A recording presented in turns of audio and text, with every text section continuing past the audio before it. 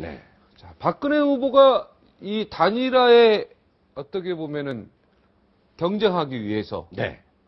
지금 민생 행보를 좀 적극적으로 막 이제 외박 안 하시던 분이 네. 호남 가서도 외박하시고 그렇죠. 지금 적극적으로 지금 뭐 충장로입니까? 네. 광주에서 그 계란빵도 막 계란빵. 그냥 손으로 드시고 찢어가지고. 막 찢어서 그냥 드시고 네. 광주 대학생들도 옛날 같으면 새누리당 이렇게 당수가 왔다 그러면 막 난리치고 가고 어림없는 예. 어림없는 택도 없는 소리인데 네. 계란빵 같이 먹고 웃고 먹고.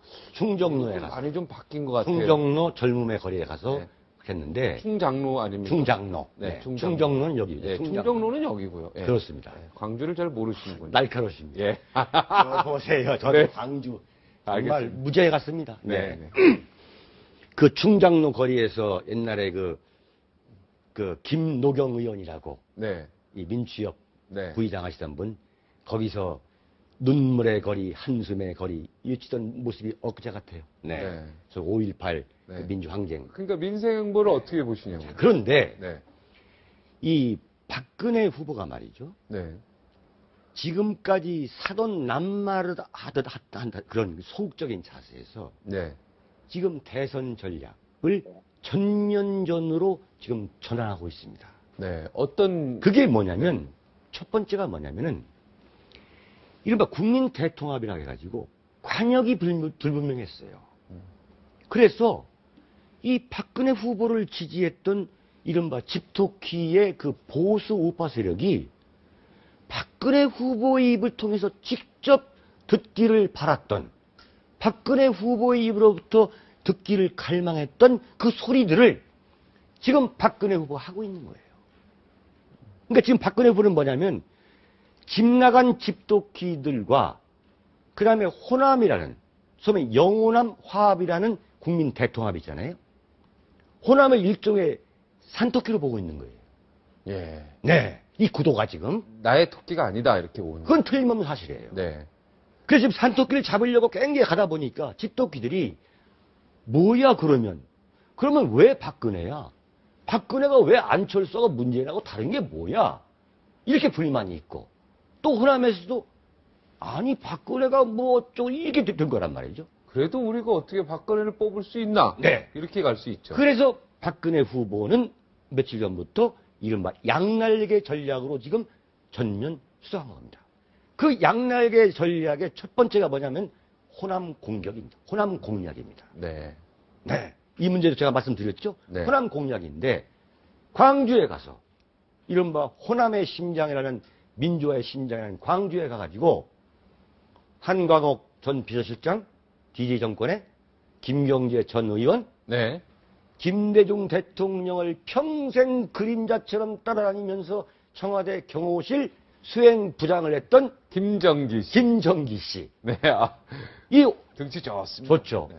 지금 나옵니까? 네. 네. 아니 지금은 안 나옵니다. 아, 그렇습니까? 네. 좀 준비 좀 해두세요. 네, 네.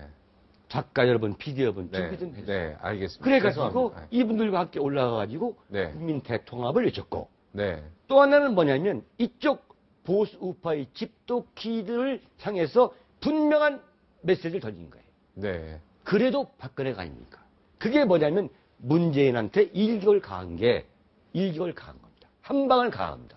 그게 뭐냐면 문재인 후보가 요즘 말하는 남북 평화협정에 대해서 정면 공격한 거예요.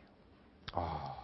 네. 남북 평화협정이 돼요. 네. 지금 문재인 후보는 남북 평화협정을 맺어가지고 낮은 단계의 연방제 통일을 해야 한다는 게 문재인 후보의 대북관 아니에요?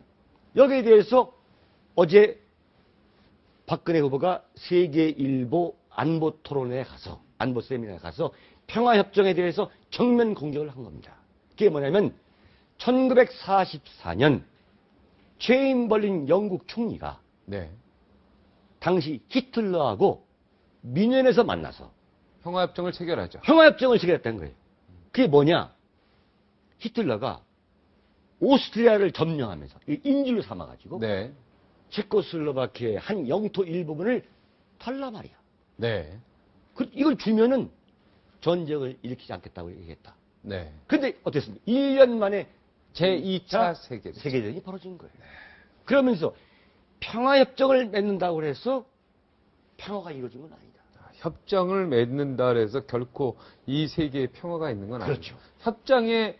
협정이라는 선언, 이런 거에 의지해서 국가가 거기에 매몰되면 안 된다 이런 얘기네요. 그렇죠. 진정한 평화는 단순히 평화협정에 서명한다고 되는 게 아니다. 네. 그게 뭐냐면 또 하나가 뭐냐면 그 남베트남이 말이죠. 네. 북베트남, 월맹이죠. 월남이 월맹과 1972년에 평화협정을 논의에 들어가가지고 불과 1년 만인 1973년에 미국 대통령 안보 특별보좌관 헨리 키신저, UN 사무총장, 그 다음에 이 베트남과 관련된 관련국 12개국, 국제적으로 그 이른바 평화협정 의정서까지 만들어가지고 4개 의정서까지 만들어가지고 거기다 도장을 꽝꽝 찍었던 거죠. 그게 그리고, 1973년입니다. 네. 그런데 미군 철수와 함께 그 후 2년 후에 월맹이 1975년 공격하죠. 월맹이 무차별로 공격해가지고 월남은 완벽한 월남 내의 종북 세력과 합작을 해가지고 네. 완전히 월남은 패망한 거죠. 박근혜 후보는 또 이 보수 후보, 이 우파층을 향해서 또 이런 메시지를 던집니다. 뭐냐? 연평도 천안함 연평도와 같은 무력 도발을 막기 위해서 억제력을 확보하는 게 가장 중요한 거다. 그리고 북핵 해결을 위한 국제적인 노력도 동시에 진행돼야 한다. 이런 얘기를 했어요. 마침내 박근혜 후보가 자기 자신의 페이스를 찾은 거예요. 네. 제가 볼 때는. 그동안은 페이스 못 찾고 계속 헤매고 있었습니까? 저는 헤매고 있었다고 하는 거예요. 네.